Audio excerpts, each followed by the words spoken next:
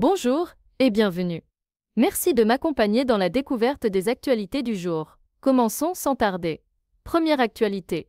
Emmanuel Macron et le Premier ministre polonais Donald Tusk ont signé à Nancy un traité d'amitié renforçant le partenariat entre les deux pays. Ce traité inclut une clause de défense mutuelle, ouvrant la possibilité d'une coopération en matière de dissuasion nucléaire. Macron a souligné que les intérêts vitaux de la France intégraient ceux de ses principaux partenaires, dont la Pologne. L'accord prévoit également une coopération renforcée pour lutter contre les ingérences étrangères, les cyberattaques et les menaces pesant sur les démocraties. Cette initiative s'inscrit dans un contexte de tensions accrues en Europe de l'Est et de préoccupations concernant la sécurité collective européenne.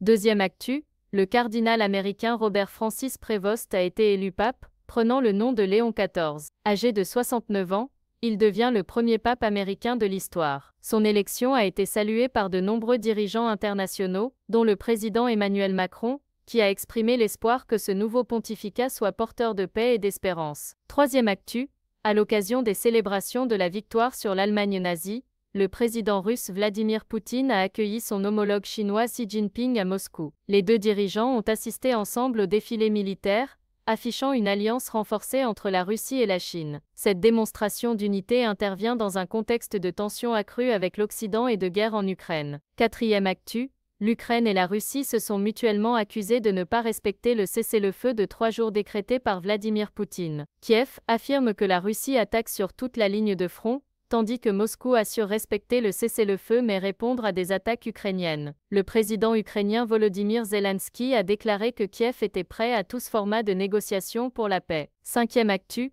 le 5 mai 2025, une étude commandée par la Ville de l'Homme a révélé que les œufs de poule du quartier du Marais étaient contaminés à la dioxine, une molécule cancérigène. Cette contamination rend les œufs impropres à la consommation et soulève des préoccupations sanitaires pour les habitants de la région. Les autorités locales ont lancé une enquête pour déterminer l'origine de la pollution et prendre les mesures nécessaires pour protéger la population. C'est tout pour aujourd'hui. N'hésitez pas à vous abonner afin de suivre l'actu ensemble. Prenez soin de vous et à bientôt.